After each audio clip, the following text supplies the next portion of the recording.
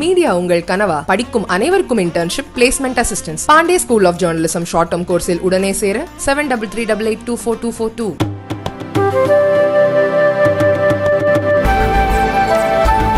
சென்னை பல்கலைக்கழக துணைவேந்தர் தேடுதல் குழுவில் பல்கலைக்கழக மானிய குழு பிரதிநிதியை சேர்க்காததை எதிர்த்த வழக்கு முடியும் வரை துணைவேந்தர் நியமிக்கப்பட மாட்டார் என உத்தரவாதம் அளிப்பது குறித்து ஆளுநரின் கருத்தை அறிந்து தெரிவிக்கும்படி அரசு தலைமை வழக்கறிஞருக்கு சென்னை உயர்நீதிமன்றம் உத்தரவிட்டுள்ளது. சென்னை பல்கலைக்கழகத்தின் துணைவேந்தரை தேர்வு செய்வதற்காக தேடுதல் குழுவை நியமித்து தமிழக அரசு செப்டம்பர் 13ஆம் தேதி அரசாணை பிறப்பித்தது.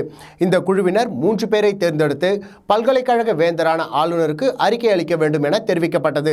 இந்த குழுவில் பல்கலைக்கழக மானிய குழு பிரதிநிதி இடம்பெறவில்லை என கூறி தேர்தல் குழு நியமித்த அரசாணையை ரத்து செய்யுமாறு வழக்கறிஞர் ஜெகநாத் சென்னை உயர்நீதிமன்றத்தில் வழக்கு தொடர்ந்திருந்தார்.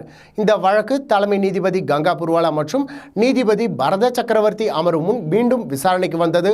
அப்பொழுது தமிழக அரசு தரப்பில் ஆஜரான தலைமை வழக்கறிஞர் பல்கலைக்கழகங்களின் வேந்தராக முதல்வரை நியமிப்பது தொடர்பாக சட்ட திருத்தம் கொண்டு வரப்பட்டுள்ளது. பல்கலைக்கழக மானிய குழு விதிகளை ஏற்காத நிலையில் அது அரசை கட்டுப்படுத்தாது என்றார்.